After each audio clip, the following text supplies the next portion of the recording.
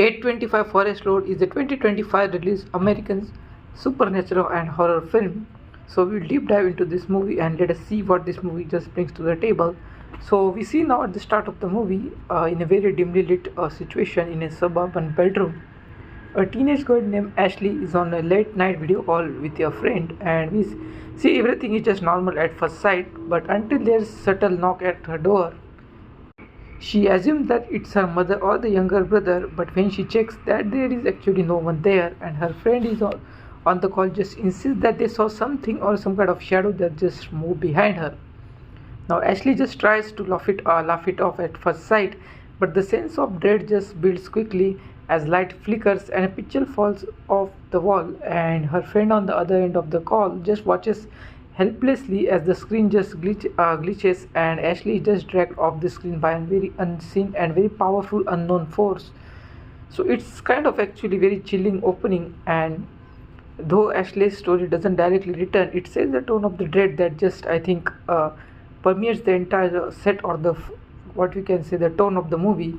We are introduced to the Wilson family, that is Chuck Wilson, a university music professor, and then later Maria is actually a fashion designer working from home, and we see then their daughter Isabel, that is a high school senior grappling with guilt after a recent car accident that killed her mother, that is Chuck's previous wife. Chuck has remarried Maria, and they are moving into a quiet town that is called Ashland Falls for a fresh start, and they purchase a very large but strangely an inexpensive house at the edge of the town, that is the 825 Forest Road. So that is what that depicts the name of the movie actually. And Isabel remains distant, silent, and just withdrawn. And as the family unpacks, Isabel senses something off about the house. There is odd smells, faint music, and when no devices are on and cold spots.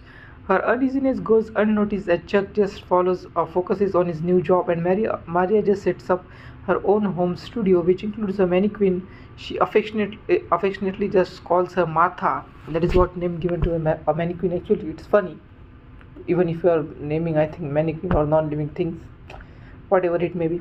Then we see within the days of setting in, odd thing just begins to occur. We see that Maria just starts noticing that the mannequin Martha is moving between the rooms without her even physically just moving her here and there, and she initially blames Isabel or mindedness, but Chuck experiences piano notes being played late at night, though the family owns no instrument yet.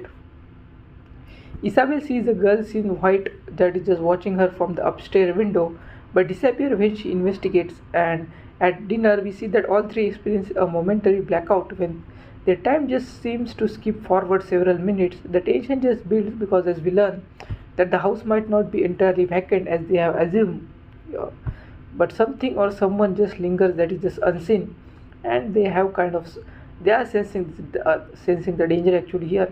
And Chuck visits the university and meets Professor Durning, that is a local historian, and when Chuck just casually mentions his new address, that is Durning just grows quietly and visibly uneasy.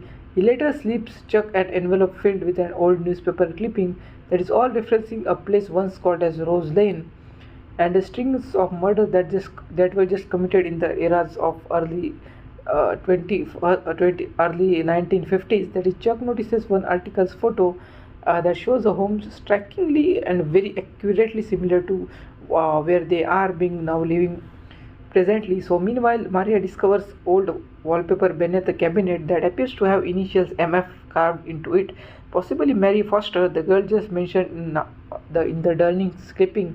And Chuck confronts a real estate agent, but the agent just denies any knowledge of past death in the home and ends the conversation abruptly. Isabel, on the other hand, just begins speaking to someone in the room, someone she insists is the sad girls upstairs. One night we see that Isabel just sneaks out to the attic where she finds a dusty old trunk that is filled with children's drawing, photos, and diary. The entry belongs to Mary Foster, a young girl from decades ago who suffered relentless bullying and emotional abuse at school and faces so much trauma. And Isabel just becomes emotionally attached to the Mary story because she's kind of relating to that her own trauma, and she begins spending hours up there reading aloud to someone unseen there. And Now Maria just grows concerned but is distracted by increasingly strange happenings. We see Martha the mannequin now seems to turn towards her on her own, and even when completely still, Chuck is just deeply troubled and begins mapping out of the town's old geography, realizing that his streets did not exist before 1955 and may have replaced a much older road that they were recording as the Rose Lane. The haunting just becomes more aggressive because, as during a video call with a client, we see Maria just sees a pale woman standing in the reflection of a computer screen, and when she turns, there is no one actually, and doors slam just violently in the night. And Isabel has just terrifying nightmares about drowning and suffocation.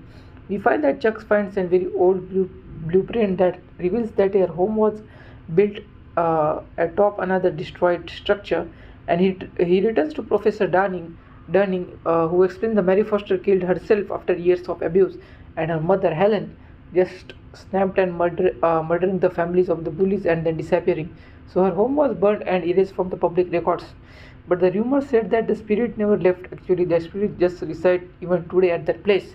And Dunning just begs Chuck to move his family out as quickly as possible because there can be a threat too.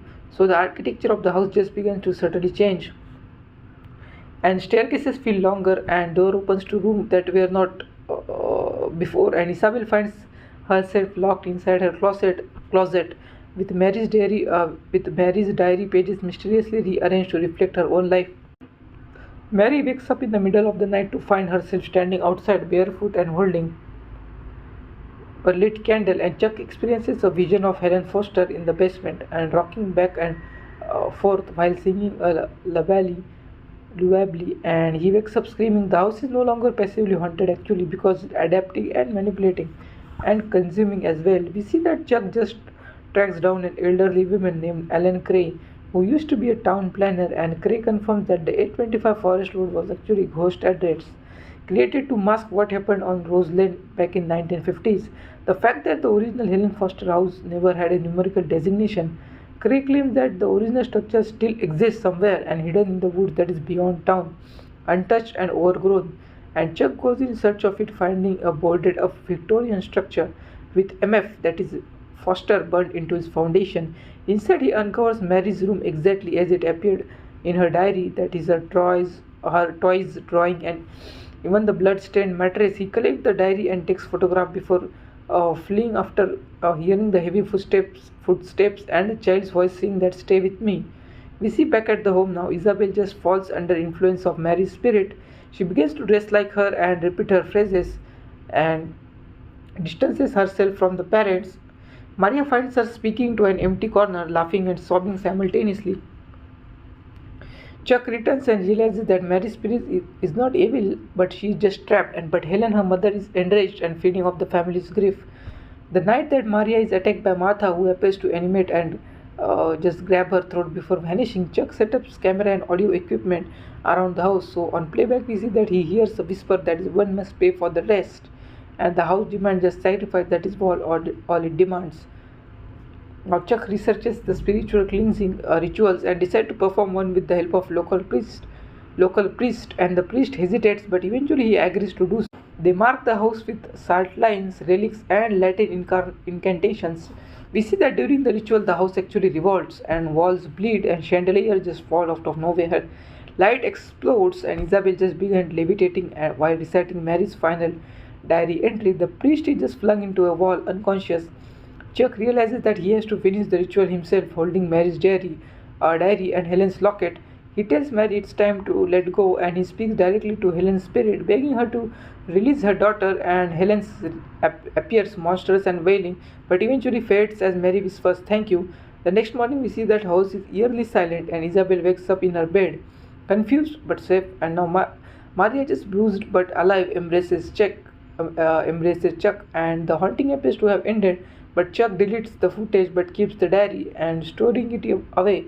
The family decide to stay, not out of the fear, but because they feel that Mary is finally at peace and no longer a kind of threat they would just assume at the first sight, and bound to the house. We see that Isabel leaves flower outside the attic every week in a memory. They rebuild slowly and patching walls, repainting rooms, and healing emotionally. Chuck begins writing a book titled Echoes of the Forgotten. Months later, Chuck attends a town historical society meeting and reveals everything the truth about Rosaline, Helen Foster, and the town's attempt to cover it. The crowd is actually skeptical, and the meeting ends in an awkward silence. That night, as Chuck locks up his study, he hears soft piano music that is Mary's melody, and he smiles gently and says, "You are welcome," as he turns off the camera and closes the door. And the camera lingers on the empty chair beside the piano that just sits slowly and moves inward on its own, faded to. We see late at the night Chuck just locks up his study and prepares for bed, and he hears faint piano music that is the Mary's melody playing from the living room, and curious he walks towards the sound. As he enters, the music just stops abruptly out of nowhere, and he finds the piano keys still moving but no one is sitting at it, and the melody continues as he is being played by an invisible force, and Chuck smiles gently and says, "You are welcome," assuming it's a final sign of peace for Mary, and he turns off the light and heads to his bedroom. But as he walks down the hallway, he hears something that stops him in his track. That is a soft whispering voice calling his name, "Chuck, Chuck." It's unmistakable and both familiar and horrifying. He freezes at the moment of time because it's just sudden, and out of nowhere he hears something like that. Suddenly the doors to the study slam shut with a very violent force. The air grows cold and the walls start to shake. Chuck turns back towards the study and sees the doors slowly cracking open on their own, and the entire family seems to shift. And three of them are actually violently dragged into the center of the study, and the door slams shut behind them as they struggle to move, and the walls close in, and the room becomes a very suffocating claustrophobic prison that they hear is "You cannot escape." The room begins to shift once more, and without any warning, we see the walls of the study disappearing entirely, and the family just find themselves outside, but the surroundings are unrecognizable. So we see at the end of the movie, they are just dragged into that some kind of force, or some kind of force just dragged them into that room that is just kind of a mystery spreading around the thing. And I think once they were inside the original house, that is the Lane's or Rose Lane's house, the family might realize that was too late to just that they are now trapped in that very heart of the supernatural cycle. They have tried to escape, and the house actually does not haunt them; it just consumes them from the inside. It pulls the people into its web and entangling them in a very endless suffering than those before they have experienced. And the house shifting oppressive environment reflects its power, and it is no longer a structure of brick and wood, but something very sinister.